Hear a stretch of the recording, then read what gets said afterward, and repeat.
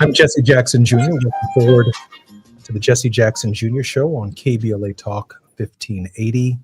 So glad that you're joining us this afternoon on Drive Time in Los Angeles, California, and around the nation and around the world. I want to take my hat off this afternoon to the Democrats in Washington who are there at work, doing everything they can within their power to keep the government of the United States open amid a looming shutdown that is just hours away, while Democrats are in Washington willing to negotiate with the President of the United States and the administration on a bipartisan compromise stopgap measure to keep the government open. Republicans have decided to leave Washington, almost guaranteeing that the government of the United States will shut down. The consequences of a government shutdown could lead to the furlough of thousands, maybe tens of thousands of federal workers. Those workers at this hour are definitely in my thoughts and prayers because the President of the United States has shown an uncanny capacity to fire federal workers, including but not limited to the possibility of using an executive order to force the men and women of the federal government to go back to work or face termination. We've asked for the Democratic Party to stand up, to fight for us, and I believe Hakeem Jeffries and Leader Schumer are doing just that at this hour. But we must be mindful, as Hakeem Jeffries has said, Republicans control the House of Representatives. Republicans control the Senate of the United States. Republicans control the executive branch of the United States. And therefore, you really cannot blame Democrats for what could very well likely transpire with the looming government shutdown. Critical services like the nation's national security are exempt from such a shutdown, and so there are elements of the federal government that will be operational. But even as a member, for example, of the Congressional Federal Credit Union, which I joined in 1995 and has been responsible for my personal banking since 1995, I noticed a notification sent to me by my bank saying that they have furlough loans and furlough assistance for federal employees, giving some indication that these Americans may have to take out loans until such time as they receive their paychecks from the federal government, therefore exacting upon the American people even more pain, even more hard work. People's bills could potentially go in arrears. People's credit, tens of thousands of people's credit, could be overwhelmingly affected by such a shutdown. And depending upon how it lasts, how long it lasts, we may get some insight in just how far this authoritarian administration is willing to go to dismantle the federal government. There is a long history from Jefferson Davis during the American Civil War to Alexander Hamilton Stevens, his vice president, who has a statue in Statuary Hall in the capital of the United States, who wrote and said in a speech that the Confederacy is built upon one single premise, and that premise is the superiority of the white man and the inferiority of the Negro. Those are the most famous words ever uttered from the mouth of Alexander Hamilton Stevens, the vice president of the Confederacy.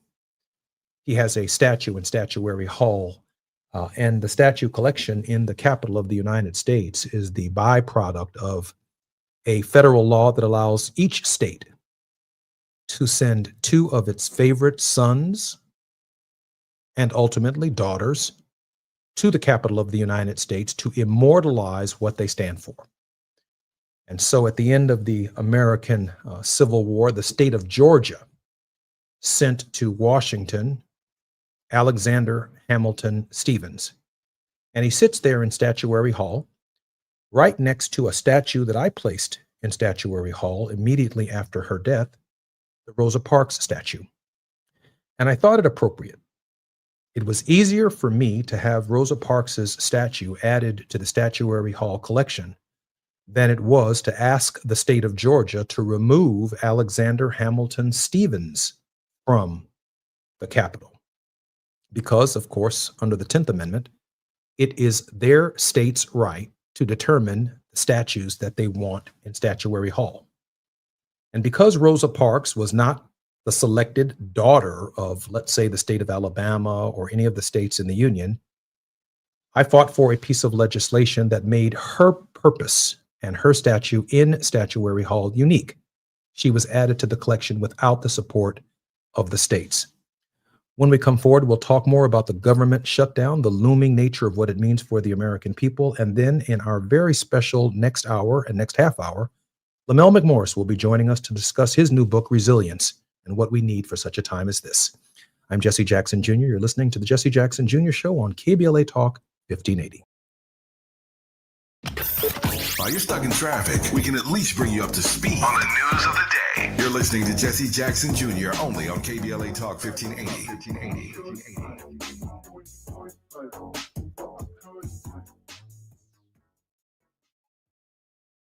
With a KBLA Talk 1580 editorial, I'm Dr. Nicolai Corte. Let's preserve Black land stories before they're lost forever. I want to personally invite you to be a part of something historic. As journalist in residence for the Black Land Lost Narrative Archive Project, I've joined forces with powerhouse attorney and social justice champion George Fothery, the man who helped make history by delivering justice to the Bruce family in Manhattan Beach, securing the first known return of land unjustly taken from Black owners by a local government. That victory was monumental, but it was just the beginning. For generations, Black families have acquired land through grit, faith, and determination, only to lose it through violence, legal loopholes, forced sales, and systematic racism. What's been taken goes far beyond dirt and deeds. It's the erasure of wealth, identity, and legacy. That's why we've launched the Black Land Lost Narrative Archive Project, a national effort to collect, protect, and preserve the stories of Black land lost before they're buried, forgotten, or erased altogether. Because there's power in telling Black stories, there is resistance in remembering, and there's justice in being seen and heard. This is where you come in. We're inviting you to be a part of this historic Black narrative archive. If you or someone you know has experienced land loss, displacement, or forced property sales, your story deserves to be heard and remembered.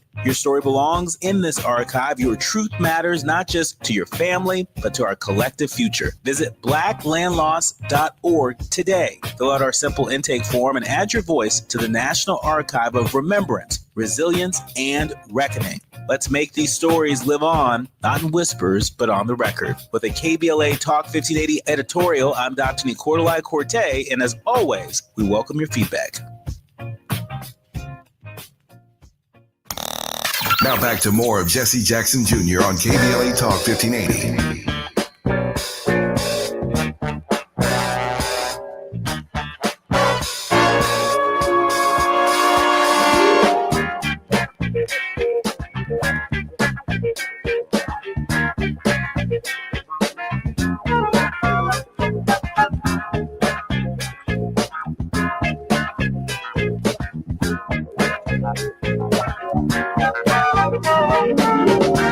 Jesse Jackson Jr. Looking forward to the Jesse Jackson Jr. Show on KBLA Talk 1580. At the bottom of the hour, we'll be joined by a new author, Dr. Lamel McMorris, who grew up in the city of Chicago in a very, very rough part, but he wrote a very, very timely book that I don't think we can afford to ignore. It's called The Power to Persist. The foreword is by Reverend Al Sharpton. I've known Lamel since I was a very, very young man, been very, very supportive of my father's work. He's traveled around the country and around the world, and the rollout of his book is nothing but extraordinary. 8 Simple Habits to Build Lifelong Resilience, and that's what we're going to need through this period. I was looking at a newspaper article, I believe in USA Today, that begins, party leaders in Congress have long criticized government shutdowns as toxic and destructive. Always a bad idea, former Senate Majority Leader Mitch McConnell said of the shutdowns in 2024. A potential disaster, Democratic leader Chuck Schumer of New York said of the shutdown the country narrowly avoided when he voted with Republicans to keep the government open in March. I don't think shutdowns benefit anybody, least of all the American people, Senate Majority Leader John Thune, who I served with in the Congress of the United States, said last week. Yet Congress often finds itself at the brink of one of the 2 major political parties' differences as they grow more intractable with each passing year. Democrats are threatening to vote against keeping the government open on October 1st. Schumer and House Democratic leader Hakeem Jeffries say they won't budge unless Republicans immediately extend health care subsidies that expire at the end of the year, among other demands. Republicans say they don't want to add any, quote, complicated policy to their, quote, clean, unquote, stopgap bill to keep the government open for the next 7 weeks. Time and time again, lawmakers hold out until just before the deadline and negotiate a last-minute compromise. But this time, Democrats see some potential political advantages to a shutdown with their base voters split and spoiling for a good fight.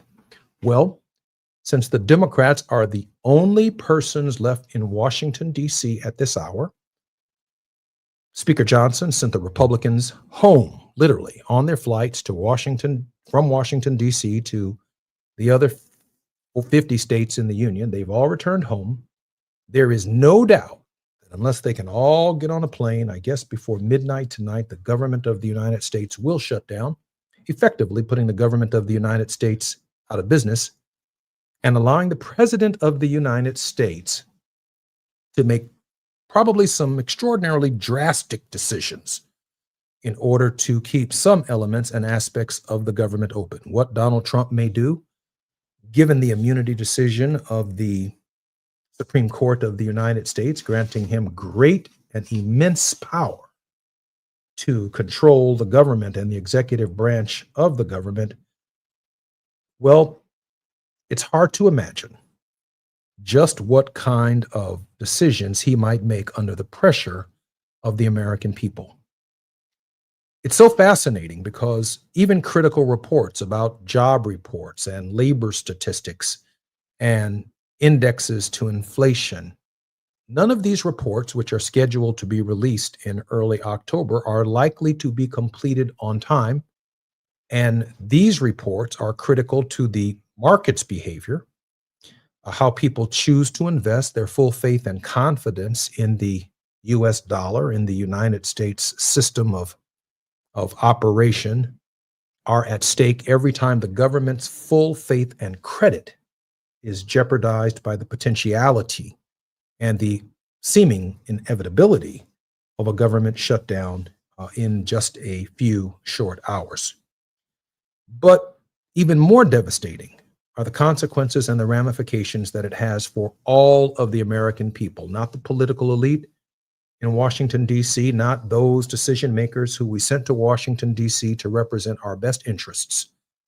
The only thing that Democrats have asked for, at least on its face, are healthcare subsidies that go to the heart of the so-called big, beautiful bill, which we know is the big, ugly bill, that extends those healthcare provisions to the American people until such time as a longer and more determined budget can be adopted, hopefully in a bipartisan way by both Democrats and Republicans.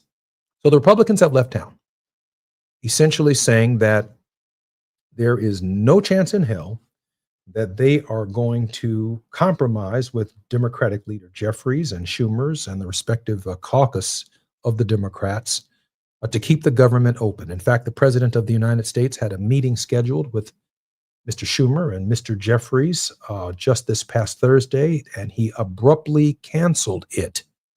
According to Hakeem Jeffries, when the President of the United States listened to the argument with two Republicans in the room, Republican leadership, two Democrats in the room, Mr. Schumer and Mr. Jeffries, the Democrats left the meeting feeling as if they had been able to convince the President of the United States that there was significant merit to their arguments. They even presented real-life examples of human beings, people that would be affected by the government shutdown. And if you can ever find a moment of optimism, given Hakeem Jeffries' critique of the President of the United States, which is always spot on, he seemed to suggest that the president was actually listening, actually nodding in favor, saying, hey, I didn't know. In fact, Hakeem Jeffries said the president said, I didn't know that. I didn't know that this would do that. I had no idea this would do that. You guys need to get back to the table and make sure that doesn't happen. It's almost as if the President of the United States has been isolated and insulated by the hatred and the ideology and the vitriol and the unprepared, unthoughtful speeches that he delivers every day, that when he finally got in front of people who were sharing with him the damage that he was causing and that this legislation would cause, the president seemed to balk. He balked at the idea that if this is true, you guys need to do something about that and then get this legislation back to me. Now, I'm putting words in the leader's mouth, so I was obviously not there, but I can only infer what, based on my experience, what could have taken place. I've had experiences with presidents of the United States who felt some kind of way about things that I was proposing and things that I was against or for. And when I got in front of them and explained it to them, reason seemed to prevail. And the president said, that's not a bad idea. In fact, when I added Rosa Parks' statue to Statuary Hall, right next to Alexander Hamilton Stevens, if you Google it, Rosa Parks statue, you will see me standing behind George Bush when he signs my legislation into law. Imagine that. George Bush honoring Rosa Parks by putting her statue in Statuary Hall because he was convinced that Rosa Parks' contribution, not that he didn't already know it, giving the president some credit, that her contribution was a turning point. Wow, I can't believe I used that word. A turning point in American history. It brought forward the leadership of Martin Luther King Jr., another turning point in American history. It brought forward the Montgomery bus boycott, a turning point in American history. It brought forward, ultimately, the Civil Rights Act of 1964, the Voting Rights Act of 1965, subsequent public housing legislation between 67 and 68, some of which passed in large measure because of the tragic assassination of Martin Luther King Jr. So there are these turning points. Now, this government shutdown is quite different than other government shutdowns because I was listening very carefully to a speech that Secretary of Defense, War Defense, Secretary of Defense, I guess he's the Secretary of War. It was the most outrageous speech that I heard in a long time when he was speaking to military generals from around the country. He received no significant, in fact, he received no applause from the myriad scores of 2 and 3 and 4-star generals who were in attendance at the Pentagon today. But it was a speech delivered with the kind of bravado that we haven't seen since, in my opinion, World War I or World War II. In fact, I can only compare the Secretary of Defense's speech and the president's follow-up speech shortly thereafter this morning, that they, for some reason, feel it necessary to put the most powerful military in human history on some kind of war footing without an opponent. I mean, who are we going to fight with stealth bombers and battleships and submarines, all nuclear tipped? Who are we going to fight with satellites that circumvent the globe and even, in some cases, the universe itself? We're looking for aliens that may approach our planet.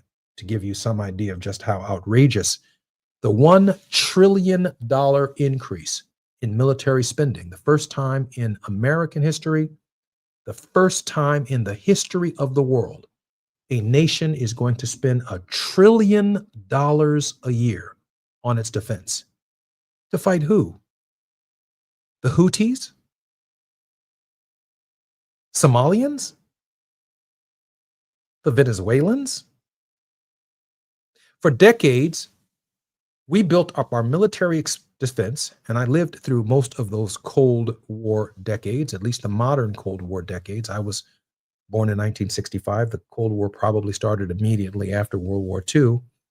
We have spent so much money on defense in this nation that we don't have to spend another dollar, and we're already 10 times more powerful with more ammunition than any nation stockpiled in human history. We still have bullets from World War II that we haven't used.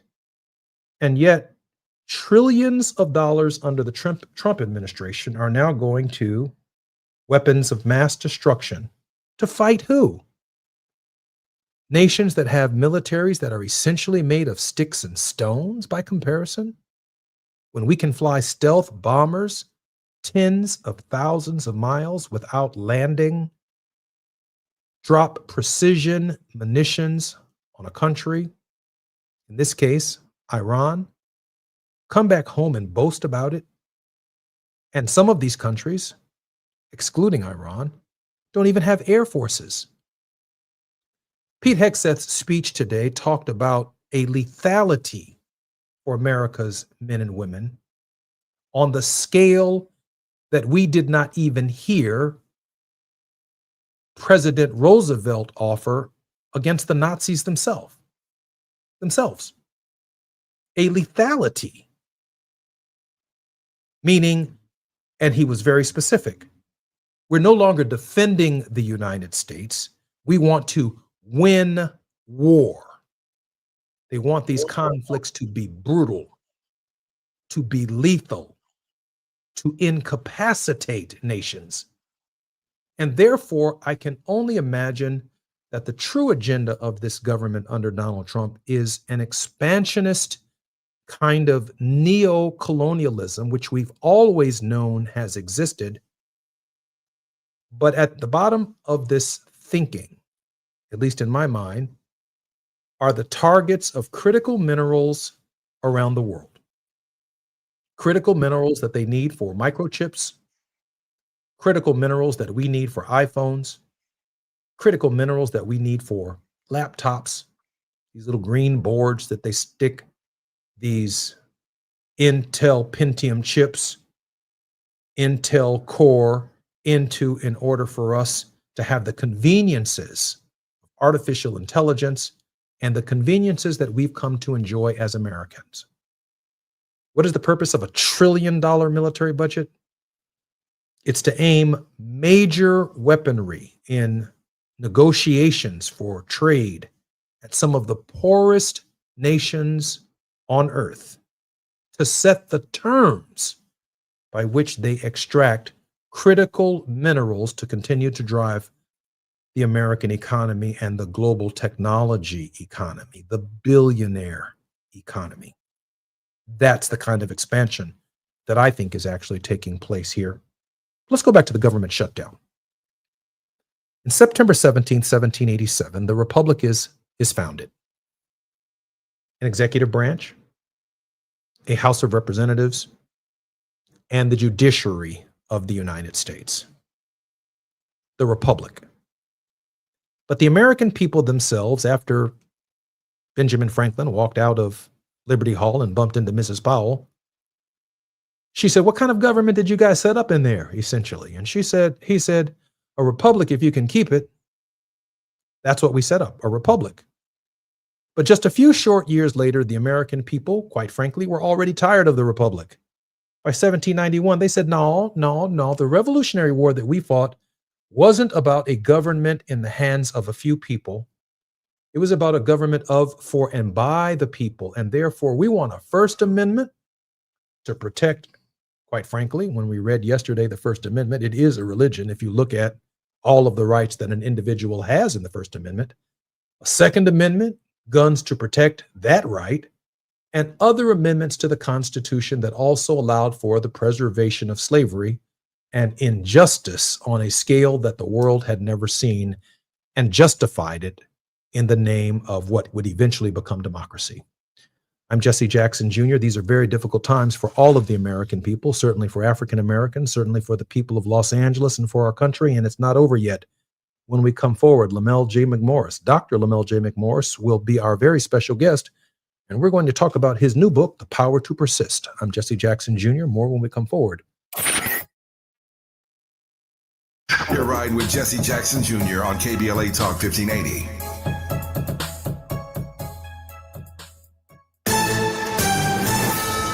I'm Misty Jordan with BIN News Now. House Minority Speaker Hakeem Jeffries is slamming an AI-generated video posted by President Trump. Jeffries called the video depicting him in a sombrero racist and disgusting. Don't cop out to a racist and fake AI video. When I'm back in the Oval Office, say it to my face. Jeffries accused Republicans of being on vacation as a government shutdown looms. Speaking of the shutdown, Democrats are pushing to extend health care assistance that expires at the end of the year. Republicans insist their stopgap spending bill is final. The government will partially shut down Wednesday at 12:01 a.m. Eastern if they can't reach a deal. And Tilly Norwood, an AI actress, is said to be close to signing a deal with a Hollywood talent agency. Get BIN News now on demand 24/7 on the iHeartRadio app. The stage is set for MLB's postseason. How good was that? October hits different. Watch baseball at its finest. Postseason 2025. Major League Baseball. Trademarks used with permission. This is the KBLA Sports Minute with Ray Richardson. The Dodgers kick off their quest for a back-to-back World Series championship tonight at Dodger Stadium against the Cincinnati Reds. Game 1 in the best-of-5 first-round series jumps off at 6. Live coverage on ESPN.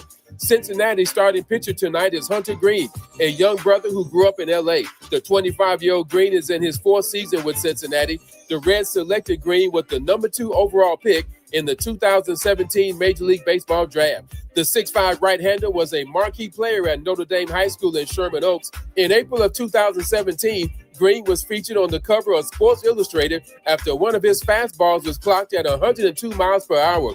Green is a product of Major League Baseball's Urban Youth Academy in Compton.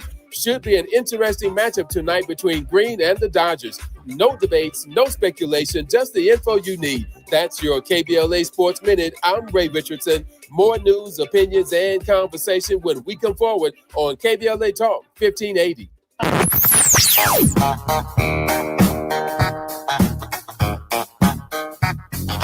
This is KBLA Talk 1580. Talk radio. That's music to your ears.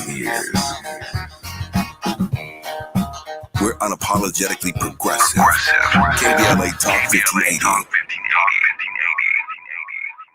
Hello, KBLA delegation. Tavis Smiley here. On Saturday, October 25th, LA Trade Tech becomes the epicenter of ideas that matter. The Left Coast Forum is bringing together voices that challenge, inspire, and illuminate with keynote presentations from people like noted economist Richard Wolff, the man who breaks down capitalism in ways that make sense to working folk like you and me, and Dr. Cornel West will be there, the brilliant philosopher and activist who never stops fighting for justice and speaking truth to power and to the powerless for that matter. So this isn't just another conference. This is where ideas get tested, where the conversations that shape our future begin.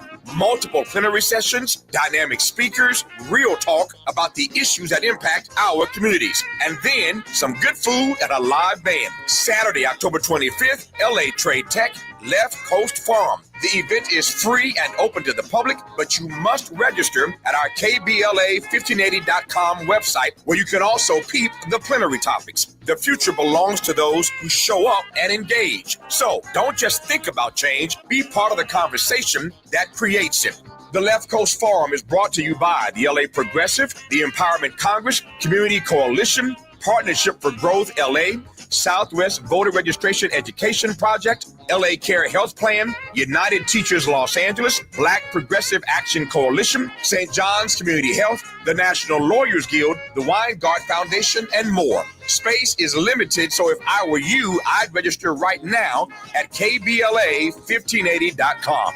Your voice matters, your presence matters. We'll see you there. I'm still going for it, even with higher stroke risk from atrial fibrillation, an irregular heartbeat not caused by a heart valve problem. Over a 3-year study, Eliquis apixaban tablets reduced stroke risk better than warfarin, and over 97% of Eliquis patients did not experience a stroke. A first stroke occurred in 2.9% of warfarin patients versus 2.3% of Eliquis patients. Don't stop prescription Eliquis without asking your doctor. Stroke risk may increase. Eliquis can cause serious and potentially fatal bleeding. Don't take if you have an artificial heart valve, abnormal bleeding, or antiphospholipid syndrome. While taking, you may bruise more easily or bleed longer. A spinal injection increases blood clot risk, which may cause paralysis. Get medical help right away for unexpected bleeding or bruising, or back pain, tingling, numbness, muscle weakness, or incontinence. Aspirin products, NSAIDs, SSRIs, SNRIs, and blood thinners increase bleeding risk. Tell your doctor about planned medical or dental procedures. Learn more at Eliquis.com or call 1-855-ELIQUIS. Stop settling for weak sound. It's time to level up your game and bring the boom. Hit the town with the ultra-durable LG X Boom portable speaker and enjoy vibrant sound wherever you go. Elevate your listening experience to new heights because, let's be real, your music deserves it. The future of sound is now with LG X Boom. And for a limited time, save 25% at LG.com with code FALL25. Bring the boom. X Boom. Do you have $10,000 or more in credit card debt? Are you barely getting by making minimum payments? With credit card debt reaching all-time highs, National Debt Relief is letting everyone know about great debt relief options now available to help people with overwhelming credit card debt. These options may reduce a large portion of your credit card debt. Get a free debt relief consultation when you call 800-259-9922. 800-259-9922. That's 800-259-9922. You're listening to Jesse Jackson Jr. on KBLA Talk 1580.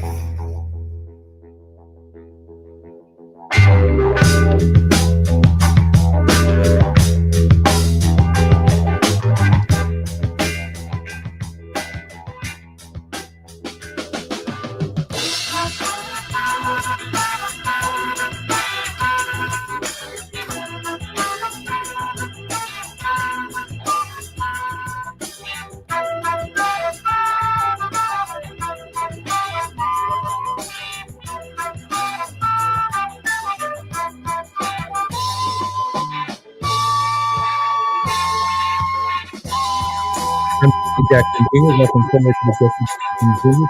on KBLA Talk 1580. These are times where we are going to have to be resilient.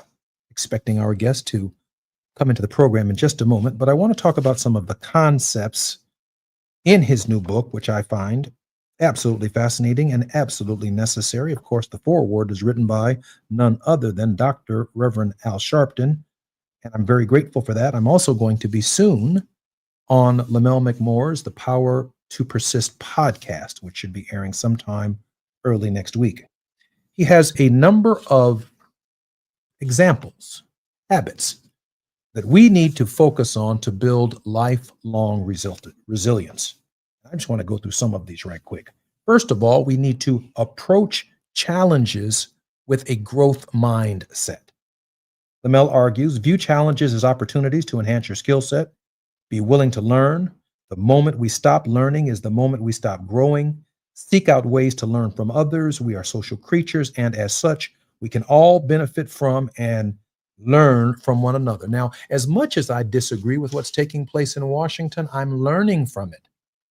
I'm not a turtle who's sticking my head in a shell, making assumptions that the entire world has come to an end. My anxiety is not rising because the government is going to shut down. No matter how difficult this moment is, I have to approach what's going on, the flexing and the stretching of our constitutional values, with a growth mindset. That's one of Mr. McMorris's examples. And there are a number of others that are applicable to what's going on in our country today. The second, nurture relationships. Maintaining contact with coworkers, family, friends, neighbors, and others is important to our happiness. Be open about things that have gone well or poorly in your career, your business, and life. Doing so can help heal, alleviate the pressure, and feel part of something more. It's possible to find resilience in good relationships. When I was on Capitol Hill, I didn't just look at the other side of the aisle. I disagreed with mostly everything that Newt Gingrich, with his contract with America, brought forward. But I looked over in the midst of the cloud of all that represented, and I found someone that I absolutely disagree with politically, morally, and spiritually, even though he was a great practicing Catholic, and I'd like to think I was a great practicing Protestant. My good friend became Henry Hyde. Nurtured relationships. And other than my father, no one has taken me around the world on government trips to do government business on behalf of the people more than the late Congressman Henry Hyde. We were strange bedfellows. We even connected the 2nd Congressional District of Illinois to his congressional district in very meaningful ways. On his side of town, there are 3 jobs for every 1 person, and in my district, there were 3 people for every 1 job. And he showed me how to build projects that were self-financing, public-private partnerships to create growth and development on my side of town. No government funding, not from the state, not from the federal government, not just going to Washington and pushing yes, no, present, walking off the House floor and telling the world how I voted, as if that changed meaningfully the lives of the people in the area that I voted in. He said, no, Jesse, we got to do business, because business working with government creates jobs and brings Amazon and UPS and Federal Express to our area. I think I'm getting a signal from my producer that Mr. Lamel McMorris is here. Is Dr. Morris here? Okay, I am, sir. Hi, Dr. McMorris. How are you? How are you, my friend? Great. I am so glad that you're here, and welcome forward to the Jesse Jackson Jr. Show. I'm glad to be here, and so proud of you, and so proud of what you're doing here in this medium and the messages that you're sharing with the audience. So honored to be here. Lamel, I have about 3 minutes before I come forward, and I'd like you to share with us about this book, how you came to arrive at this subject matter. It's obviously a life's work. And then after the break, we'll come forward for our final 10 minutes in this segment. Lamel, please share with us what motivated you and why this book is so appropriate for this time with all that we're going through. I did not set out to write a book, Jesse. I set out to answer a question I've been asked my entire career, and that is, how do you keep going? We're living right now in a time of disruption, layoffs, polarization politically, health crisis, the advent of AI and technology. The power to persist gives 8 simple, repeatable habits for building resilience. It's not just about me and my story. It's about equipping you and your listeners and all of us with tools to adapt and thrive. So resilience in this sense that I offer isn't just a theory, it's a practice. This book makes persistence teachable and repeatable. I find that fascinating. When you say it's not just a theory, it's a practice, expound on that for us. I mean, literally, we have to operate and act in a resilient manner on a daily basis. And it's these habits, our attitude, our dogged determination, our faith, the relationships. You just finished talking about the power of relationships. These, to your point, are ways that we build resilience, not just theoretically, but practically in our everyday lives.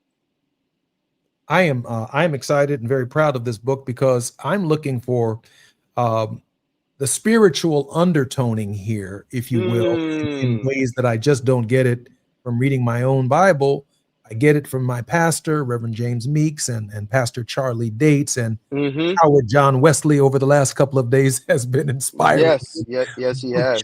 Telling us that in this moment, there are some habits that we need to develop, that we need to practice, that include mindfulness and others. We have about a minute before we come forward, Lamel, about some of those practices. No, let me tell you the one directly to the point you were just making. The last habit that I speak about is faith.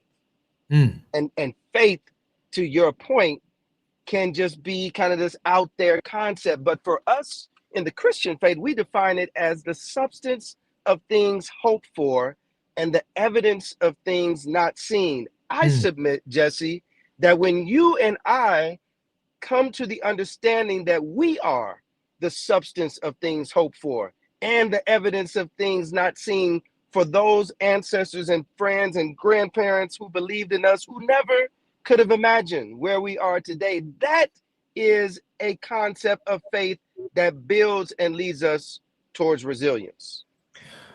I'm Jesse Jackson Jr. You're listening to the Jesse Jackson Jr. Show. Our very special guest in this hour is Dr. Lamel McMorris. Dr. McMorris, we have another segment coming forward in just a moment, but I do want you to know I expect you to come back and spend a full hour with us when you are, of course, in the right location. I'm Jesse Jackson Jr. More with Dr. Lamel McMorris when we come forward.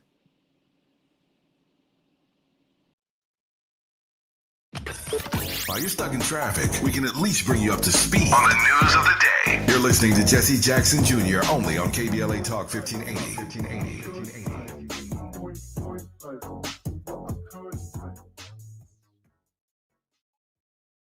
Looking for a purposeful and passionate way to make a difference in your community? Volunteer with our Senior Medicare Patrol and help prevent Medicare fraud. S&P volunteers work in their community educating peers about healthcare fraud and how to prevent and detect it. Free training starts soon. Check us out online or at an S&P open house near you.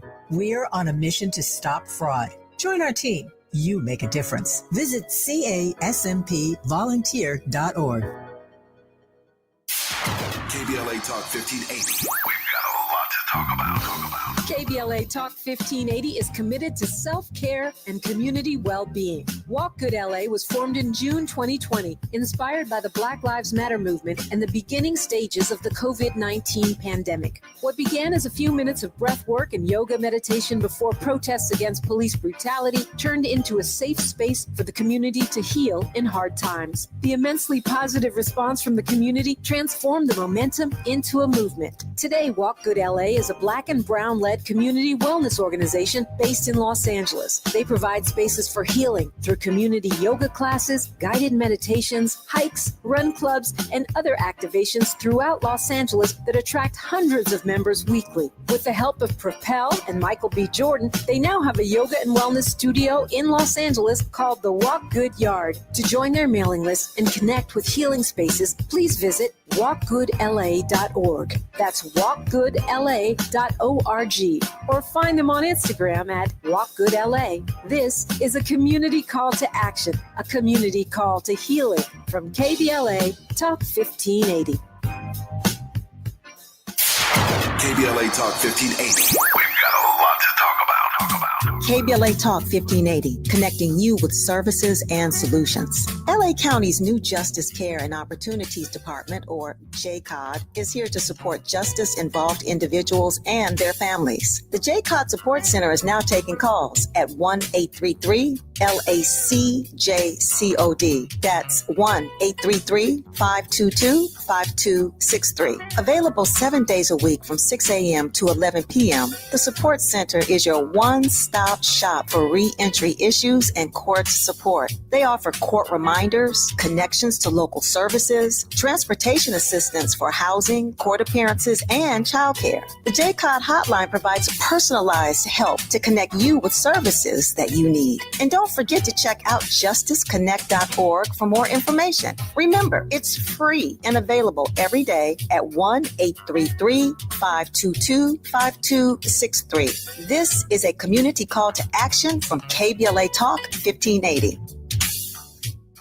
Do you owe $10,000 or more in credit card debt or personal loans? With credit card debt at all-time highs, Debt Relief Advocates is urgently notifying consumers of debt relief now being made available, designed to aid consumers with out-of-control credit card debt. Those who qualify and enroll for this relief program will only have to pay back a fraction of what they owe. This is not bankruptcy or a debt consolidation loan. This is a relief program that credit card companies would rather you not know about, as it ends your debt nightmare and saves you lots of money. Consumers owing at least $10,000 in credit card debt or personal loans can now take advantage of this debt relief as the cost of living skyrockets. Debt Relief Advocates has established a relief hotline for you to call to learn what debt reduction you may qualify for, so don't wait. For this free information, call the Relief Hotline at 800-515-4493, 800-515-4493, 800-515-4493.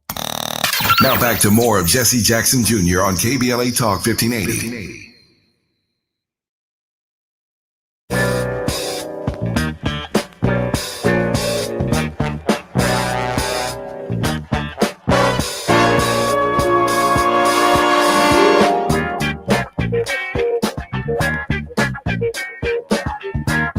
Jesse Jackson Jr. You're listening to the Jesse Jackson Jr. Show on KBLA Talk 1580.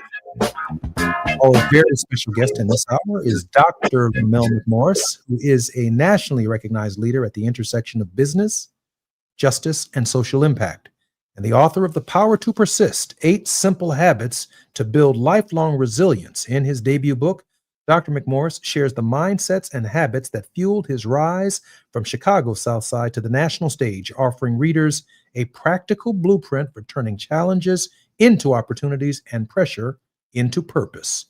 Building on the book's mission, he launched the Power to Persist podcast, where he sits down with changemakers, leaders, and innovators for candid conversations on resilience, justice, and transformative leadership. Each episode delivers real stories and actionable insights designed to help listeners navigate obstacles and lead with impact. Dr. McMorris, welcome forward to the Jesse Jackson Jr. Show. Thank you, sir. Dr. McMorris, if I can follow up on this question of faith. It seems to be waning in this hour, both personal faith and even faith in our Constitution. Take your time, Doc. You know, I grew up on the South Side of Chicago, as you just mentioned. I saw both struggle and community strength. Life taught me, Jesse, to view setbacks, and you've been to my childhood home on at 66 in Cottage Grove in the Woodlawn community in Chicago. You know, life taught me to view setbacks as opportunities. You know, I was forced to do this. It was either give up or have this perspective. I chose to take the perspective of faith, of determination, that every obstacle became an opportunity to practice persistence. That same persistence can carry anyone through, students, family, leaders. My story, your story, is proof that persistence works, but it's also a roadmap for anyone facing obstacles.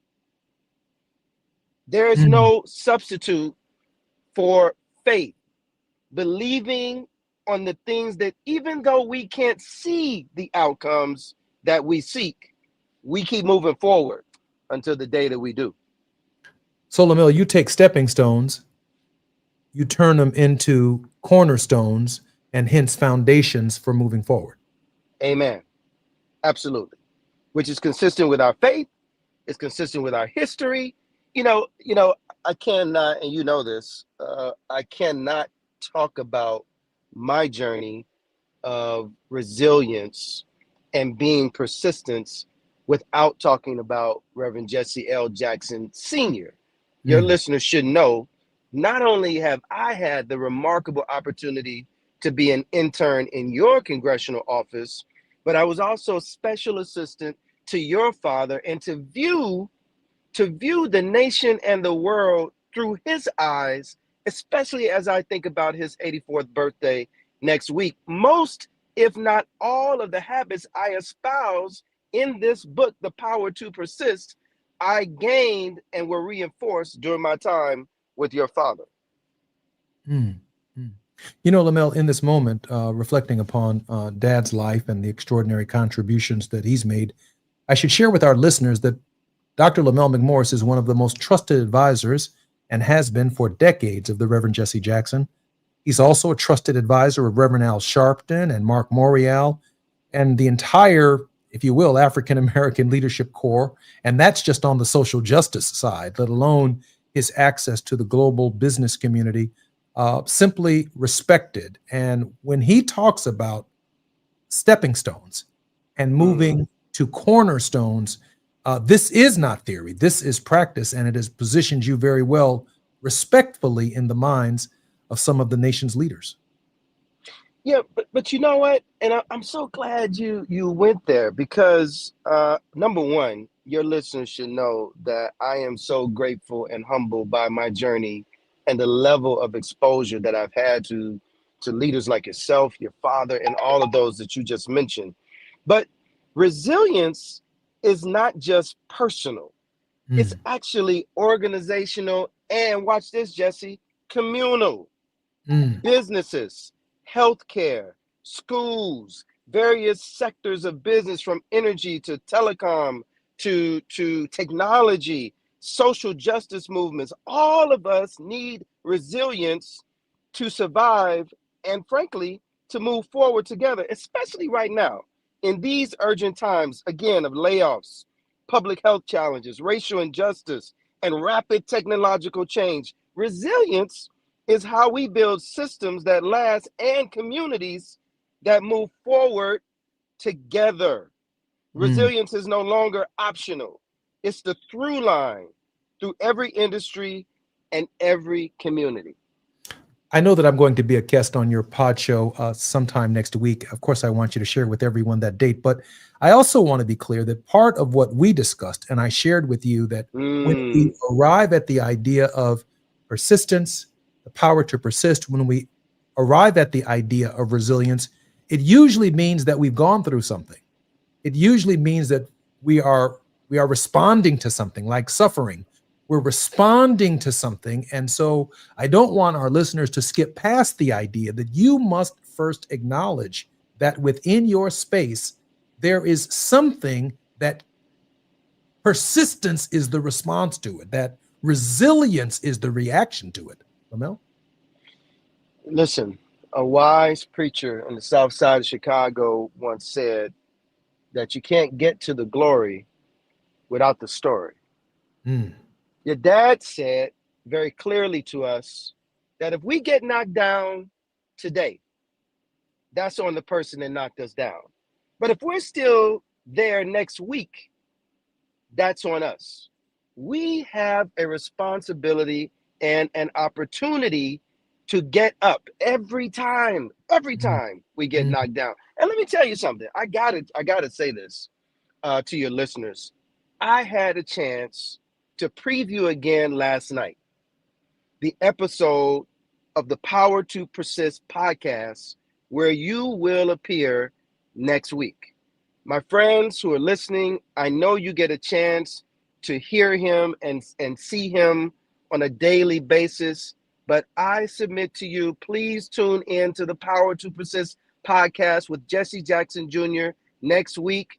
We not only preview some good news that's coming, but he shows us a side of him that I've not seen before, given his journey, given his persistence, given what he's been through. I cannot wait for your listeners to tune in to the Power to Persist podcast next week.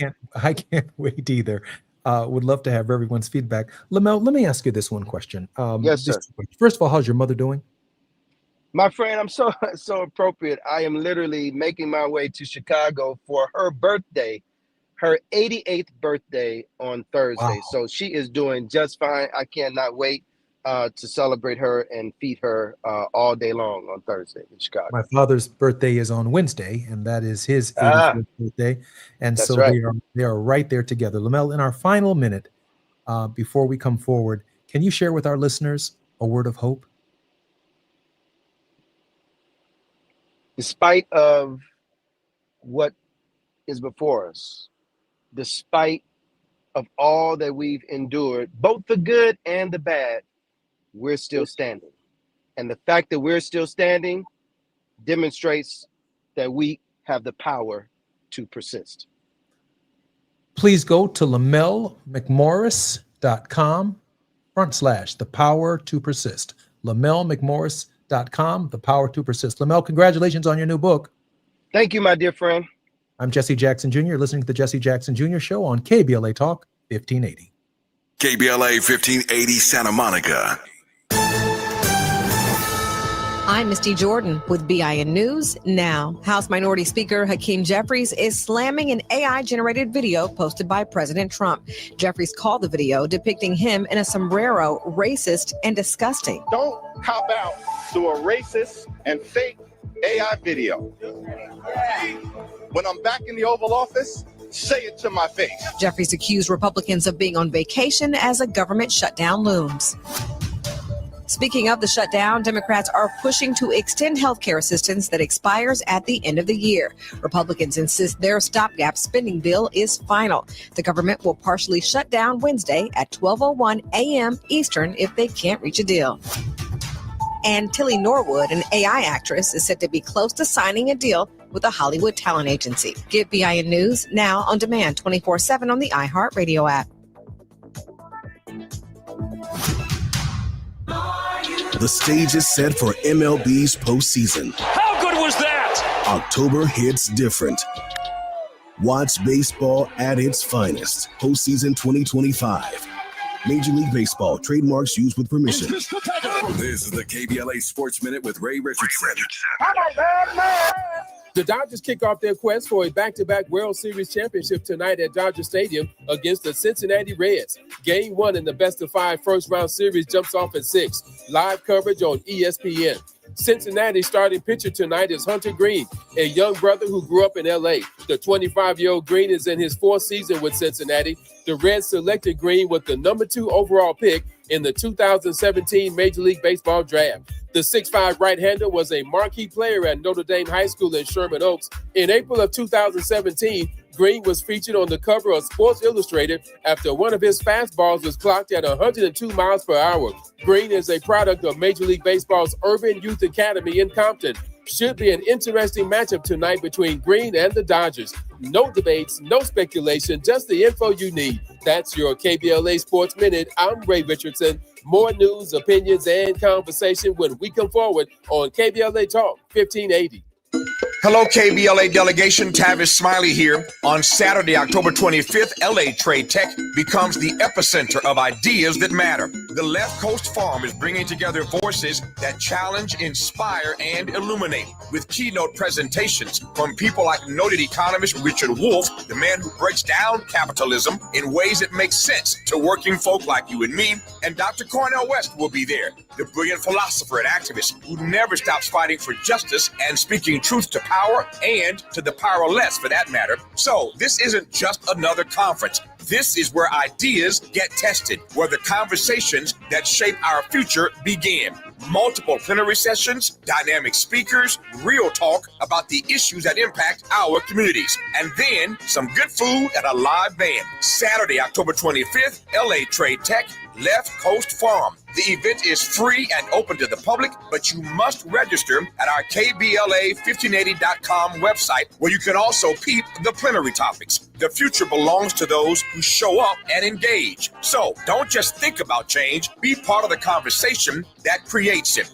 The Left Coast Forum is brought to you by the LA Progressive, the Empowerment Congress, Community Coalition, Partnership for Growth LA, Southwest Voter Registration Education Project, LA Care Health Plan, United Teachers Los Angeles, Black Progressive Action Coalition, St. John's Community Health, the National Lawyers Guild, the Weingart Foundation, and more. Space is limited, so if I were you, I'd register right now at KBLA1580.com. Your voice matters, your presence matters. We'll see you there.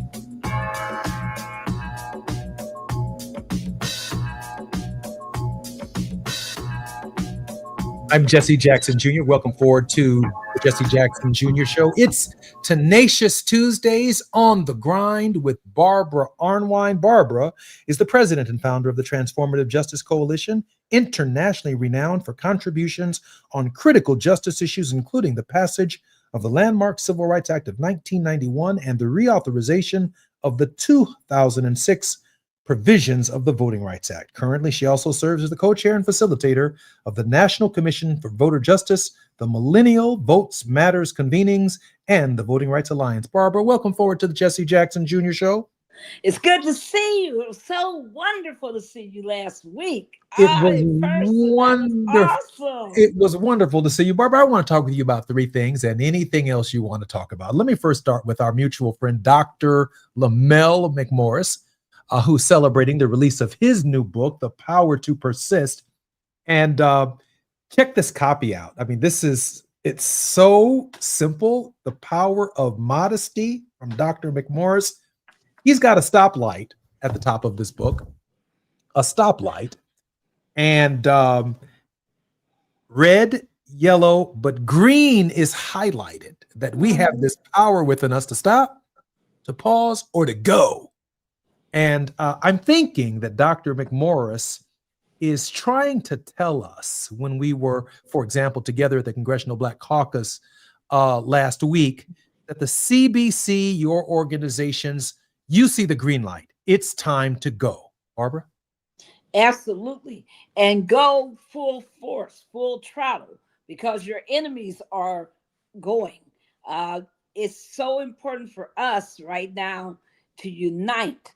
I believe the theme of the CBC was, we are built for this moment. Mm-hmm. And I always love to say that we are called in this moment.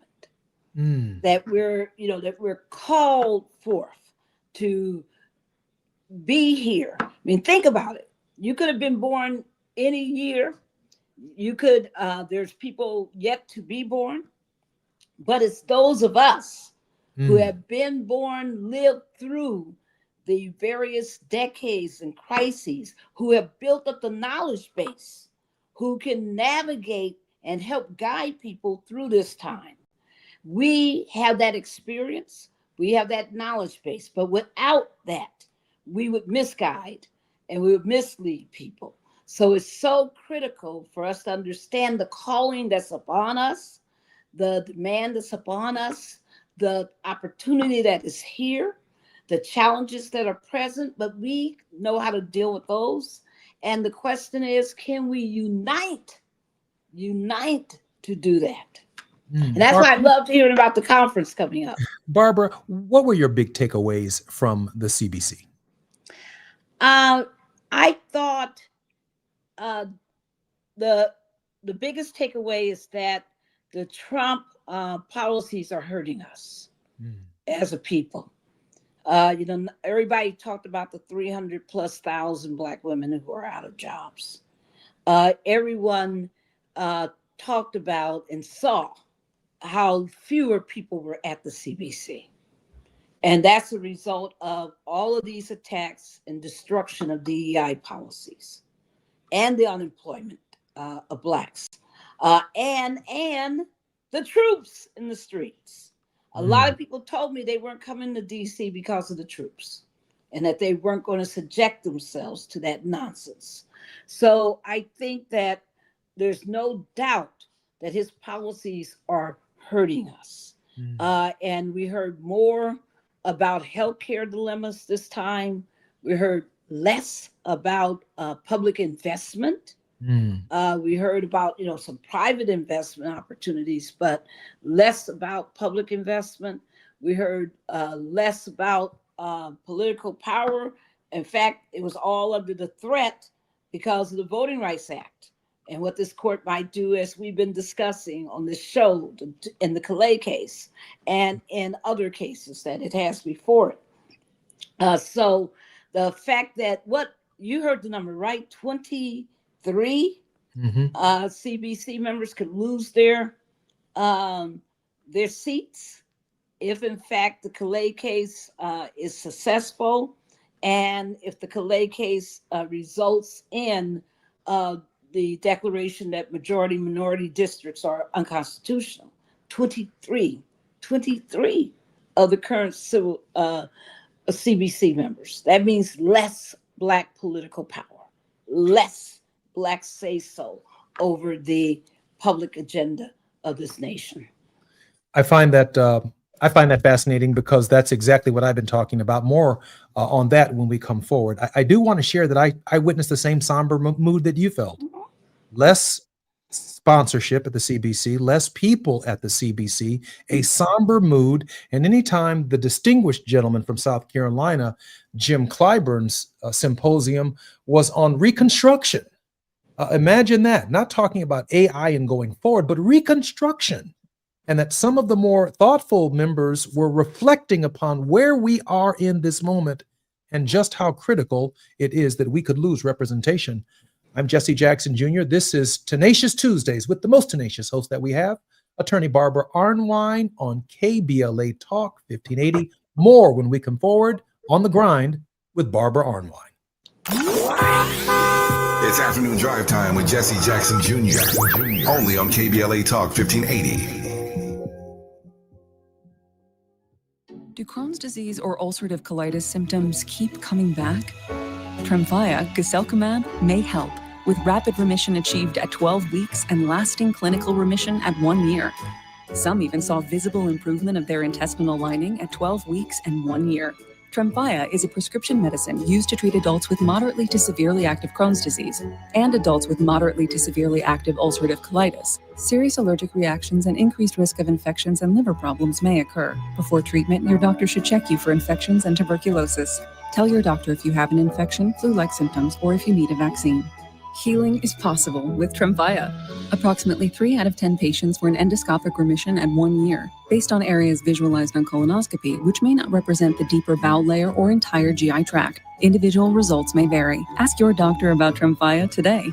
Call 1-800-526-7736 to learn more or visit tremfyaradio.com.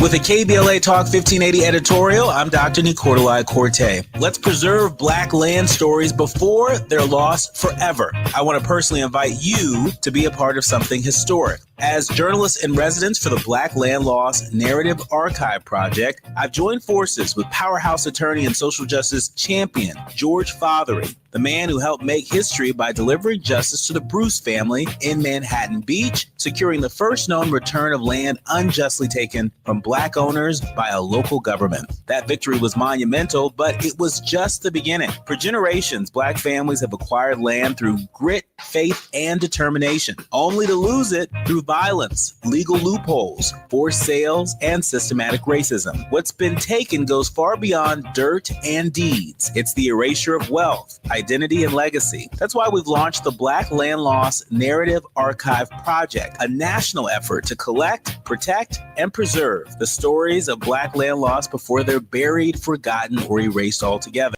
Because there's power in telling Black stories, there is resistance in remembering, and there's justice in being seen and heard. This is where you come in. We're inviting you to be a part of this historic Black narrative archive. If you or someone you know has experienced land loss, displacement, or forced property sales, your story deserves to be heard and remembered. Your story belongs in this archive. Your truth matters not just to your family, but to our collective future. Visit blacklandlost.org today. Fill out our simple intake form and add your voice to the National Archive of Remembrance, Resilience, and Reckoning. Let's make these stories live on, not in whispers, but on the record. With a KBLA Talk 1580 editorial, I'm Dr. Nicolai Corte, and as always, we welcome your feedback. Now back to more of Jesse Jackson Jr. on KBLA Talk 1580.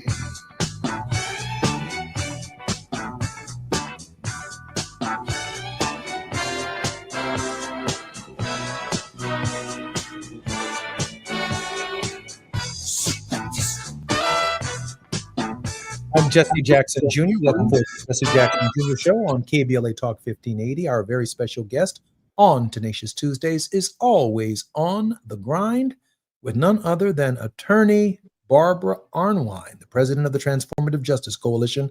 Barbara, welcome forward to the Jesse Jackson Jr. Show. Always good to be here. Barbara, let me ask you this question, because I think the 23 number, as a result of the Calais decision, is conservative. Yes. I think A we lot could of lose people as many say as half. 30. I think it could cut it in half. That's what a lot of people are saying. They're saying one half. But 23 is, and remember, folks, I don't want anyone to get confused. This doesn't mean they automatically have to step out of their jobs, that they'll automatically lose jobs. It's going to be court case after court case after court case after court case. There's going to be electoral mess, nonsense, confusion. It's going to be a lot. So I don't want people to just think that automatically you're going to look up and your congressperson is gone the next day. But there will be fights, because people are going to say, hey, they don't belong there. Hey, nobody needs to count their votes. Hey, you have no idea what this GOP Congress will do. So I just think it's so important, everyone, to pay attention to what's happening. You know what I've been saying, because you heard me say it on this show, and I said it all over the CBC. October the 15th, meet us outside the Supreme Court. October the 15th, be there. Don't be talking about, oh, I didn't feel good, or I just didn't like, what's going on. Ain't gonna make no difference. You better get out in these streets and try to make a difference. And so you ain't lying. You ain't lying. We got to get out of these streets now. I mean, come on now. So we want to see you outside of the Supreme Court on October the 15th at 9 a.m. in the morning. We'll be there until 12:30. Come on. Barbara, get let me out ask there. you. Come, join us. Barbara, before we get to the shutdown and what that means and the consequences, Lord, have mercy. There's been a lot of talk about Democratic leadership. I got up this morning to one of these CNN polls that are usually very, very comprehensive, and it says that new polling from CNN suggests that the Democratic Party has no confidence in its leadership. The Democratic Party's base believes that their party is ineffective in rising to the occasion of this hour. Now, in this moment, Hakeem Jeffries and Chuck Schumer and the Democrats are in Washington. They went to work while Speaker Johnson has sent the Republican members home, giving us every indication that the looming government shutdown is going to be an inevitability, that it is going to happen. How long it will happen, we don't know. But can you share with all of our listeners the consequences of a government shutdown? Severe. People, if you are dependent on different kinds of federal services and federal aid, remember, nothing functions if people aren't getting paid. Last time we saw a whole lot of providers, you might recall this, Jesse, that there were a whole lot of providers who went ahead doing programs, and they got caught up because ultimately some of them never got reimbursed for the programming they did. So I don't think you're going to see a lot of agencies going ahead, private agencies and companies going ahead and providing services because of that horrible experience with the last shutdown. Also, I think people forget that, you won't have a person you can call in Congress. You're not going to have staff because they won't be working, right? You're not going to have, so if you have an emergency and an occurrence, it should mean that there would be, less troop presence, etc. But nah, they're going to spend that money. They're going to find a way to get around the shutdown. So I just think, it will hurt a lot of people. And remember what's at stake, folks. There are 4 major bills that have to be reauthorized, and that are important to the operation of this country. But one of the problems that people don't know is that 24 million people are set to lose their health care at the end of December. And so the Democrats have decided that they're going to fight for those 24 million. regardless of what you hear on the news, because you're not hearing much. They're not doing a good job of covering what the debate is. They're just covering all the sensationalism of, Trump not meeting with people, whatever. It's what's at stake is this healthcare. Remember, my position as Barbara Arnwine on this show is that they want people to die. So when you are calling them and saying, "Oh, don't you, this is horrible. Don't you realize people are going to die? We need your support."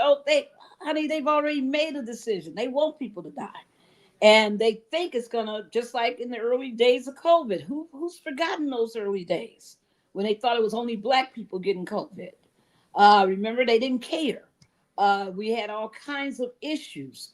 And then when COVID became more prevalent and more people of all races were dying, all of a sudden, it became a crisis. But they want people to die. And it's not just Black folks. It's not just brown folks. They want some white folks to die because they think they're too poor, too challenging to the economy, and they don't want to provide the services because they rather cut our revenues in the government for tax cuts for the rich than to provide services to the poor. So they hate the poor of all races. So don't get it confused. I think a lot of people are confused out there about what's going on. Barbara, unlike previous government shutdowns, there's a big elephant in the room.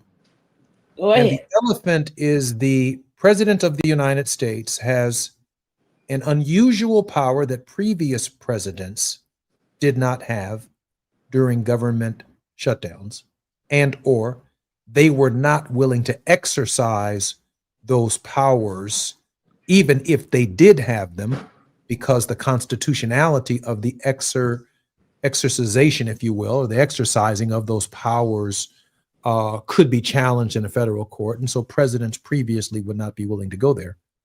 What does it mean to have a president with this kind of immunity during a government shutdown? What is it that he can do that could cause great damage to the republic, to the Constitution, and to our nation in the midst of a government shutdown? Well, you've already heard what he said. He said he's going to fire people.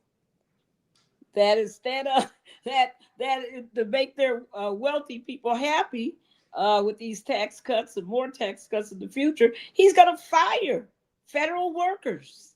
He's going to use that authority during the shutdown because there's no authorization to actually fire federal workers, which is something he wants to do. Remember, folks, the fascism pyramid, the fascism diagram, the fascism playbook. Part of the playbook is to get rid of the federal sector. That unless it's militarized and is totally loyal to you, then you want to get rid of those independent, brilliant, smart people who can say, no, no, no, that's not what the Constitution allows, who holds you accountable, who makes things run efficiently, who are anti-corruption, who are whistleblowers. I mean, they don't want that. They want to get rid of federal workers. That's always, remember, everything independent is what they want to destroy. The independent sector. All of us who are nonprofit organizations like my organization, they want to get rid of us. You saw, if you missed it, on September the 25th, your president issued a memorandum, not an EO, because he knows he can't do it legally, so he likes to create confusion. He issued a executive memorandum, an executive action requiring the investigation of nonprofits who have been in dissent against him, including the Open Societies, that's headed up by, funded by George Soros, other organizations talking about we can lose our nonprofit status, talking about we can be prosecuted and punished for our positions because he doesn't want dissent. So anything independent, the law firms, that's why he went after law firms. Law firms have tremendous power. Did you see the really great development today?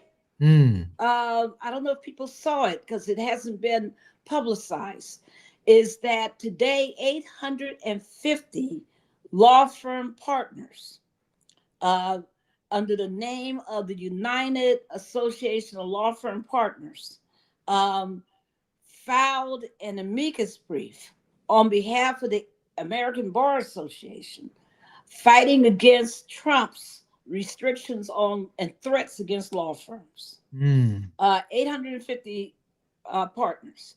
They talked about his effort to strip the legal profession of its independence. The attack on the courts, judges who don't rule the way he wants them to, but they really focused on his attack on law firms and trying to put them out of business. So I think, everybody, we're at a very dangerous path right now on towards fascism, and unless we get out there and fight it, there's going to be no independent sector, no independent academies, academic institutions. Everybody will be under his thumb and his control. And if you saw his speech today, folks, wasn't that awful? Wasn't that awful? Please, folks, go watch it. He's deranged. He's unhinged. I mean, he's delusional. That speech is so bad. And the one before it, the Hegseth speech, was right, full of bravado and nonsense. Come on. I mean, if some of us did this, we would be sitting up in front of a psych right now to verify that we are of sound mind. Barbara, in this moment, I'm thinking that your march on October 15th, which we all need to attend, yes, to defend the Voting Rights Act of 1965. Yes. I'm thinking that you could have as many furloughed and federal employees in that march challenging the Supreme Court's behavior, not just on the Voting Rights Act, yes, but also on the fact that they will not be paid. You got it. And or have been fired. Or have been fired.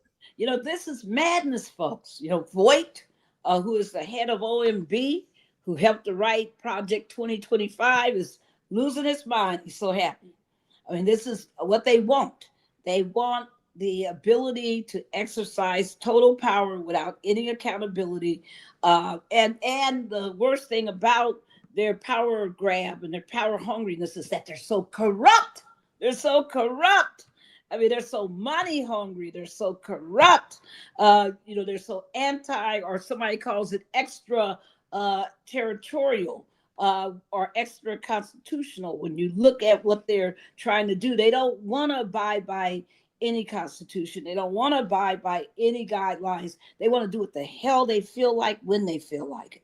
And most of that is negative towards people who are poor, towards people who are African American, towards people who are, Latino, who are, immigrants, towards, anybody. Folks need to understand, how much they even hate women having the right to vote. We are at a dangerous point.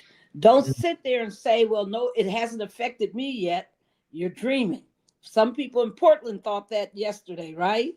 2 days ago. And now all of a sudden they got the army in there. You got it.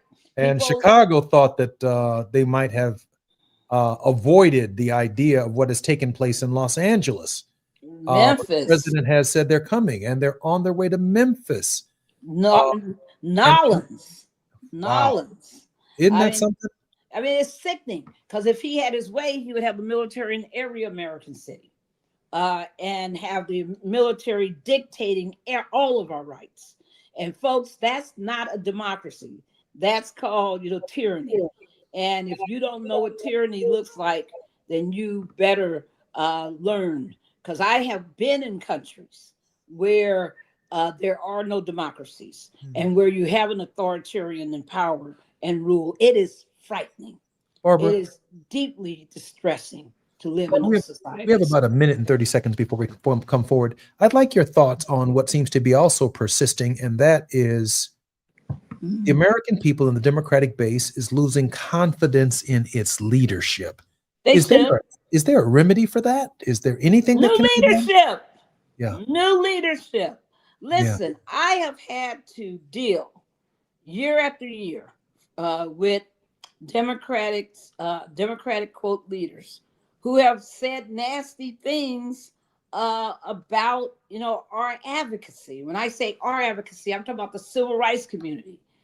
Who have you've seen the articles talking about they're mad at the civil rights community because we want them to pass the Voting Rights Act. Think about this. The Freedom to Vote Act in 2021. We said pass it. They said, oh, they're just pushing us for no reason. We said pass that John Lewis Voting Rights Advancement Act. They said, oh, they're just pushing us for no reason. They were in the papers complaining about the groups for asking them to pass those actions. Barbara, I'm Jesse Jackson Jr. You're on KBLA Talk 1580. More with Barbara Arnwine when we come forward.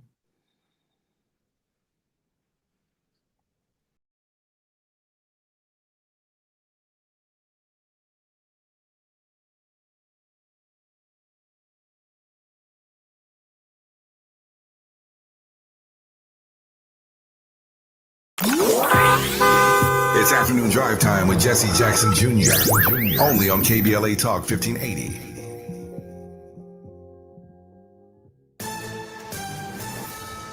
I'm Misty Jordan with BIN News Now. World leaders are awaiting Hamas's response to a peace plan proposed by President Trump. Trump said he'll give Hamas 3 or 4 days to respond. The Arab countries are signed up. The Muslim countries are all signed up. Israel's all signed up.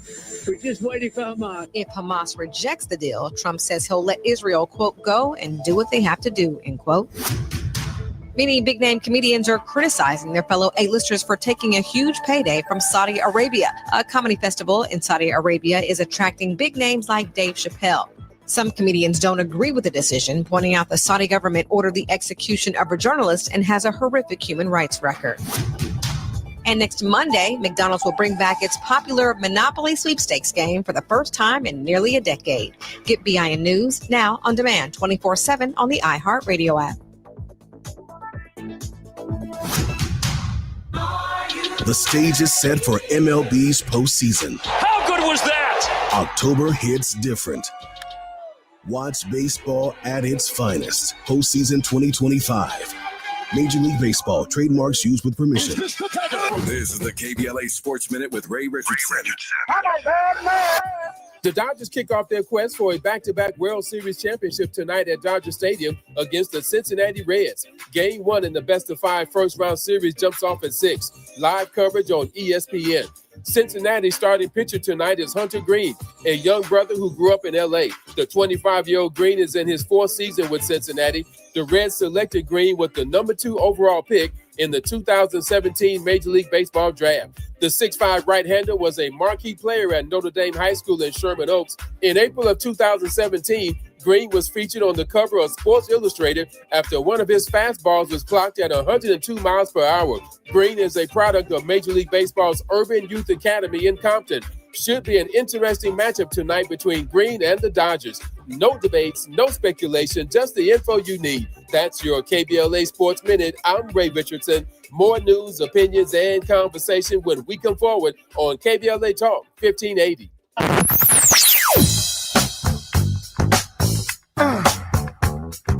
This is KBLA Talk 1580. Talk radio. That's music to your ears.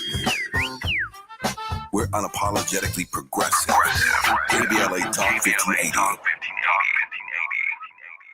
Lena Bloom for the Bail Project.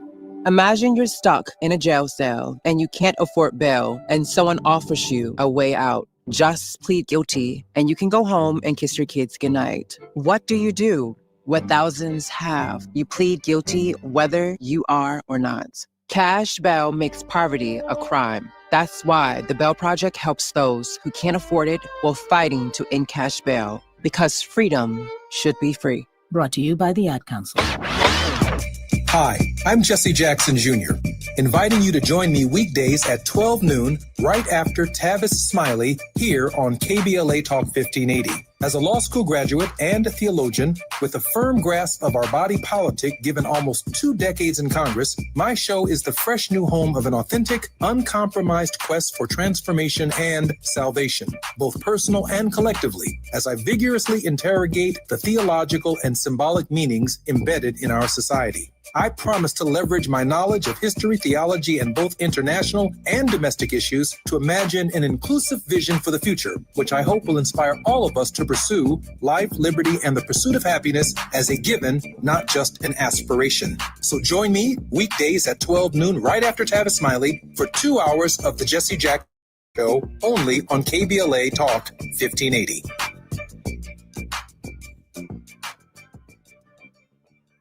Clinical research drives medical progress and gives patients access to potentially cutting-edge treatments like CAR T cell therapy, a breakthrough for certain blood cancers that is also being explored for other cancers. To ensure therapies like CAR T benefit everyone, research must include participants from all backgrounds. Historically, Black African Americans have been underrepresented in clinical trials. By participating, you help make treatments more inclusive, equitable, and effective for yourself and future generations. Talk to your doctor about CAR T cell therapy and how you can potentially get involved in clinical research. This message was brought to you by Kite, a Gilead company. Stop settling for weak sound. It's time to level up your game and bring the boom. Hit the town with the ultra-durable LG X Boom portable speaker and enjoy vibrant sound wherever you go. Elevate your listening experience to new heights because, let's be real, your music deserves it. The future of sound is now with LG X Boom. And for a limited time, save 25% at LG.com with code FALL25. Bring the boom. X Boom. Do you have $10,000 or more in credit card debt? Are you barely getting by making minimum payments? With credit card debt reaching all-time highs, National Debt Relief is letting everyone know about great debt relief options now available to help people with overwhelming credit card debt. These options may reduce a large portion of your credit card debt. Get a free debt relief consultation when you call 800-259-9922. 800-259-9922. That's 800-259-9922. You're listening to Jesse Jackson Jr. on KBLA Talk 1580.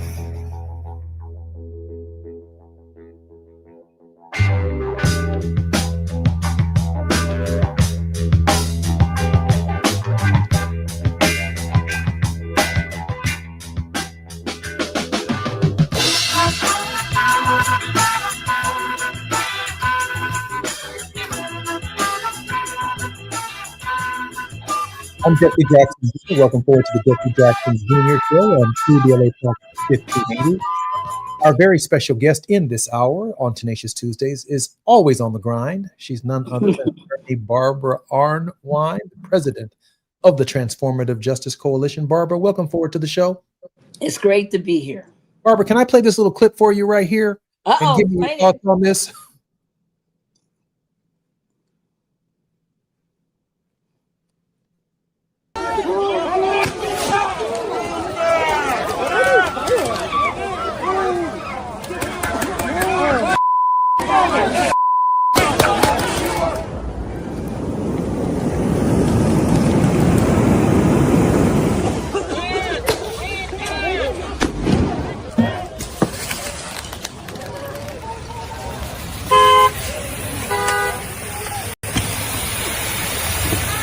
What we're looking at is ice and water, where they sprayed tear gas yesterday on the people, and were cheered at by a young man on a bicycle.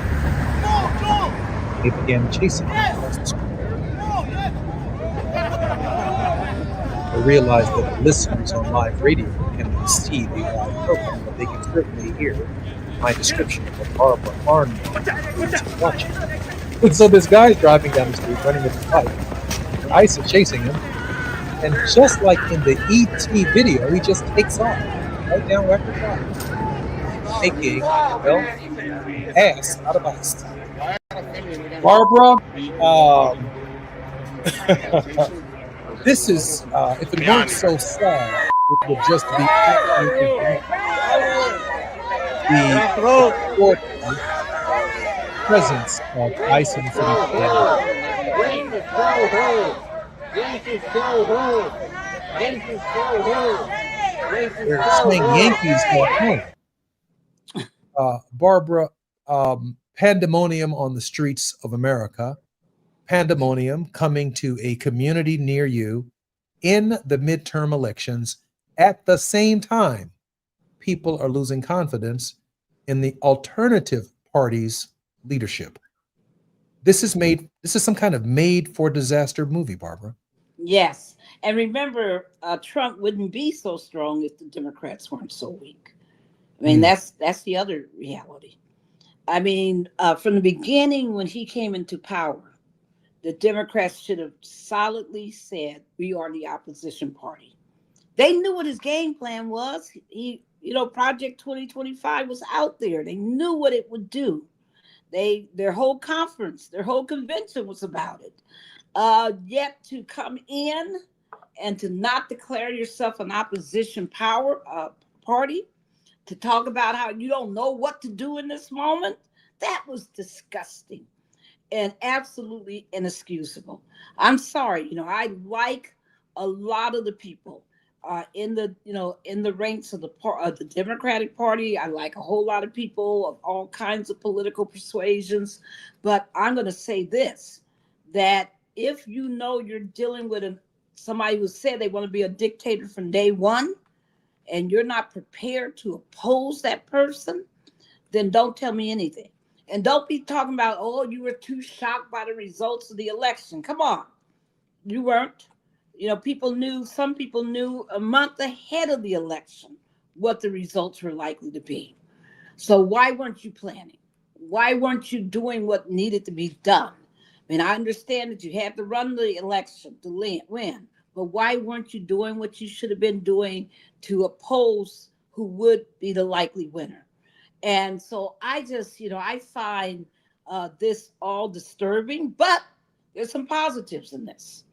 I think you're going to see you're going to see more of the progressives, taking more authority, more power within the party. I think you're going to see more people running, like Madani. I think you're going to see more people going to other parties, like the Workers' Freedom Workers' Families Party. You're going to see all kinds of other changes because we are in a dilemma. And I just, I'm not being mean towards the Democrats because the Republicans are the worst. And that's where people get confused. They want to talk about the Democrats. Well, let me just talk about the Republicans. They are the worst. And don't ever forget that, because people can rail all day about how the Democrats aren't this, aren't that, but the Republicans are horrid and they aren't doing their job. They're not protecting this government. They are this country. They are just being complicit, cowardly, and worthless, and allowing this president to run over them, to just walk all over them. Barbara. And they are so fearful. They're sad. It's ugly. Let me be clear. As bad as the Democrats can be, the Republicans are worse this moment. In And where's my black Republicans? Okay. Where are they, Jesse? Okay. Where are they? In 2009, when I was in Congress, the Republicans had a splinter group that peeled off from the Republican Party. Yes. That was even more conservative than the traditional Republican Party. They called themselves the Tea Party. Yes. And after the Tea Party, we saw the Freedom Caucus begin to form. Then we saw the Liberty Party begin to form, but all under the rubric of the Republican Party. Yes. In the Democratic Party, we are subject to regular critique by the Trump administration. They call us crazy lefties. They call us everything, but we've not created within the party a structure for which we can articulate our message. You got it. If I ever got the opportunity to serve in Congress, I think I'd set up the Emancipation Party, the Emancipation Coalition within the Democratic Party. I don't want to hear about the liberty of women. We must emancipate them. We must emancipate the LGBTQ. We must emancipate the environment from government and private sector control over it. We need an emancipation. We can still be in the Democratic Party, but we need a coalition that is committed to something other than the talking points and the rhetoric of the liberal elite within the Democratic Party. Donald Trump and I have an agreement on that, that within the media, there's a liberal elite that does not go far enough. And they control the media, they control the colleges, they control the universities. They practice knowing everything in the policy arena, but they don't live the lives that we live. So liberty is not enough. For some, liberty means the right to do with themselves as they choose. For others, liberty means to do with other people what they choose to do with them, including not pay them, provide them with health care, provide them with housing, and provide them with the quality of life that they deserve. We need to emancipate ourselves from all of those ideas. I don't think there's ever a day when I'm going to agree with Donald Trump, and I don't, period. Because all of his stuff is so deceptive and lies and perversions. I'm very clear. People like to talk about the liberal elites, but if the alternative is that you don't teach Black history, that you don't teach women's study, that you under headset tell anybody in the military that they will be discharged if they salute Assata Shakur. Come on, when you start telling people what to think, that's not an alternative. I can't agree with that mess. I hear you. I'm Jesse Jackson Jr. I'd rather have liberal quote elites than to have this kind of Jesse tyranny. Jackson Jr. You're listening to the Barbara Arnwine on KBLA Talk 1580. More with Barbara Arnwine when we come forward after this brief break. While you're stuck in traffic, we can at least bring you up to speed on the news of the day. You're listening to Jesse Jackson Jr. only on KBLA Talk 1580.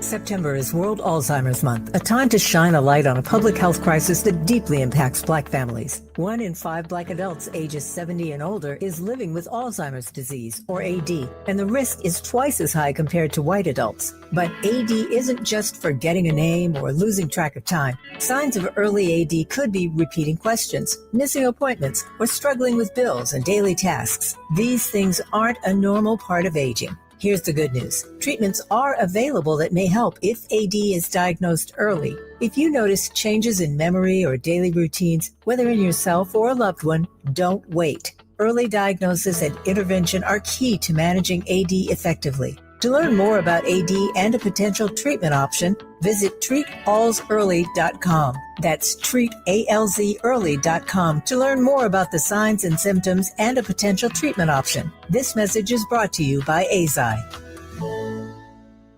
Ron had a tax problem he just couldn't handle on his own. I owed the IRS taxes for over 5 years, but I didn't have any money to pay the taxes. Those years cost him dearly. Most of it was fees and interest. It was horrible. Ron finally called in the pros. I called Optima Tax Relief, and boy, am I happy I did. The leading tax resolution firm, Optima, is A+ rated by the Better Business Bureau. They've resolved over $1 billion for their clients. Ron was overjoyed. They settled my account with IRS. I was ecstatic. They are a lifesaver. They are. I am so happy. Take Ron's advice and call Optima now for a free consultation. Yeah, don't do like I did and wait. Call Optima Tax Relief. Do it now. You'll be ecstatic like me. Call 800-919-9077. 800-919-9077. 800-919-9077. Optima Tax Relief. Testimonial from an actual client. Some restrictions apply. For complete details, please visit OptimaTaxRelief.com. KBLA Talk 1580. We've got a lot to talk about. KBLA Talk 1580, connecting you with services and solutions. If you need help getting your resume in order, finding job training, or landing a job, we've got 3 great options for you. First, the City of Los Angeles has WorkSource centers across the area offering free job support. The California Workforce Development Board can help you with everything from GED prep to vocational training at no cost to you. On the federal level, the Department of Labor's American Job Centers offer a full range of services for job seekers and businesses alike. Visit careeronestop.org, or for more info, just call California's Help Center or visit cwdb.ca.gov or call 916-657-1440. For the City of Los Angeles programs, go to ewdd.lacity.gov or call 213-744-7300. All these services are free to help you get your next job. This is a community call to action from KBLA Talk 1580. Now back to more of Jesse Jackson Jr. on KBLA Talk 1580.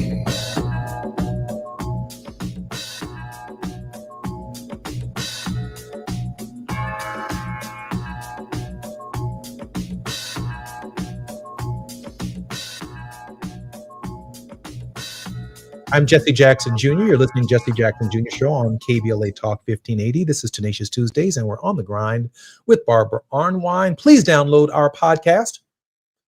Download the podcast on KBLA Talk 1580. Those of you who can't see the video, which I had to try my best to describe, can actually see it. Our program is a dynamic show that is produced by KBLA and represented by KBLA. And we're not only audio, we're also visual on YouTube and on podcasting through KBLA.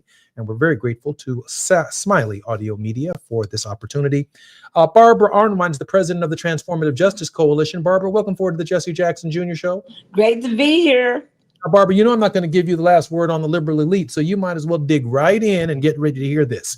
In 1973, the Supreme Court ruled in Roe versus Wade that women had these choices. We've had a myriad of Democratic Congresses and Democratic presidents from 1973 to Dobbs. And the liberal elite in the Democratic Party didn't have enough sense to pass a piece of legislation to make the court decision the law of the land. That's a fact. Now, liberal elites are corporatists. Barbara, we're going to do this the whole segment now. The liberal elite had The plenty of problem with opportunities. the Democratic Party is the corporatist domination. Well, that's also the liberal elite. They determine who gets money in these campaigns. But let me just get this one point out. I've been in those rooms. Barbara, we've been in those rooms, and we've been in those rooms. The same people, they don't sit up there and say we like what they arguing for John Lewis and his voting rights bill had plenty of opportunities, including some Democratic presidents, to extend the Voting Rights Act farther into the future than the extensions that they had. And they didn't. But now we're talking, Barbara. That was corporatist, not liberal elite. Well, now then explain to everybody. You and I aren't. See, we're not disagreeing. Explain to everybody what a corporatist is, Barbara. A corporatist is somebody who is controlled by corporate money. Well, that's the Democratic Party, and Barbara. Exactly. That's what I just said. I see. You and I agree on what's going on, but we disagree on how you term it. You term it liberal elites, and I say it has nothing to do with liberalism. It has everything to do with corporatism, and that's where we differ. Is that I would never characterize it as liberal elites because that's not what it is. It's corporate domination. Okay, Barbara is my teacher, so I have to. I'm going to get a seat. I'm going to get a seat today. Listen, we are absolutely in agreement that money has become a factor in Democratic politics, and that factor is a tragic muting of our voices, our interests, and we're not even thinking anymore. And that's my point about Roe v. Wade. And no legislation to enforce Roe v. Wade. We just relied upon the court until guess what? We no longer had the court and we had no legislation in law. And so we're looking up and women are without choices, right, for their own bodies. And that's true of the Voting Rights Act as well. And it explains so many, there's so many other things. And listen, I would be, and folks, I'm just telling you my personal opinion. This has nothing to do with my professional position, etc. I would be delighted if you were in Congress because what's missing is leadership. What's missing is real powerful voices, and you would bring that. The one thing that nobody in this world will ever say is not true of Jesse Jackson Jr. One thing they will always say is true of Jesse Jackson Jr. is that he is an independent thinker, that he doesn't just hew a line because the line is there. He thinks. He is not a prophet in that sense, but he is visionary. He sees the future and he cares about how you prepare for the future. A lot of folks don't do that. You and I have talked about it. They're just so busy being Mr. Congressman. Yeah, Miss that nonsense. Congresswoman. That nonsense. They so busy wanting people to kiss their rings. I never wore my pin when I was in Congress. That little Is pin. that right? I never wore it. I got a whole collection of them. No. Why not? Get to know me. Don't know me by no pin. Y'all know who I am when I walk in the room. And that's what's so beautiful, because you want to be known for what you do, what you think, and what you advocate for. And a lot of people, they're just, they're in what they call leadership positional power. That's all they know is the position they sit in. They don't know about making that position powerful for the people that they should be representing.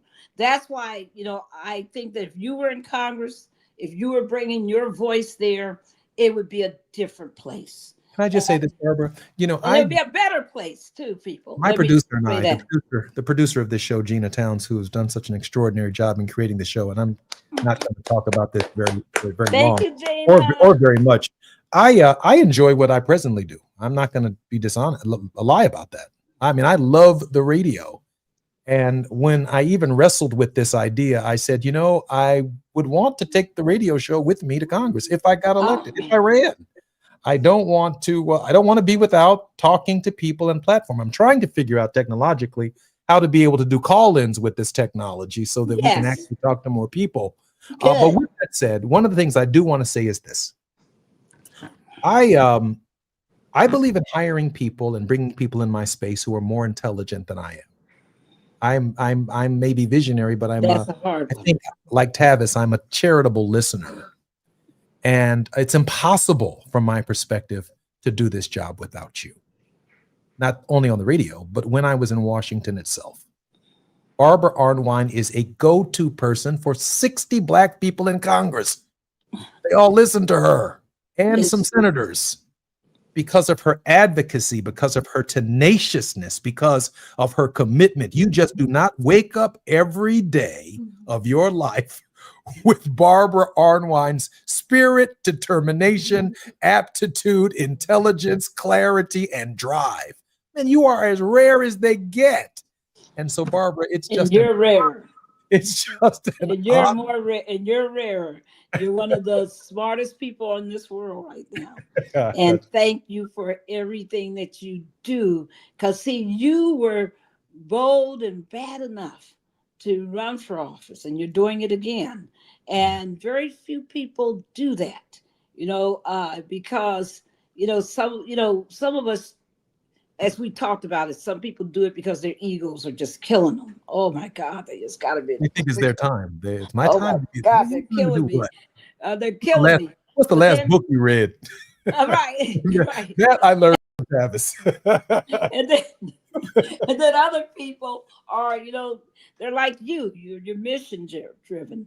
You know what needs to happen, and it destroys our spirit when we don't see the right thing happening. We want to make sure that we force it to the power that we have. So that's why, I admire yours. That's why I do your show. That's why I engage with you. It's our show, Barbara. And to that extent, because we have a little less than 2 minutes, I have to ask you, during these perilous times, can you offer us, other than what you just said, can you offer for us a word of hope? Yes. I mean, I want to remind people that our people, Black folks, have seen worse. Don't ever get that confused. I was rereading David Walker's appeal. 1829, everybody. 1829. David Walker's appeal. Probably the most radical writing ever by any Black person in the United States. And he wrote it. His appeal is to the colored people of the United States and the world. Is how it's titled.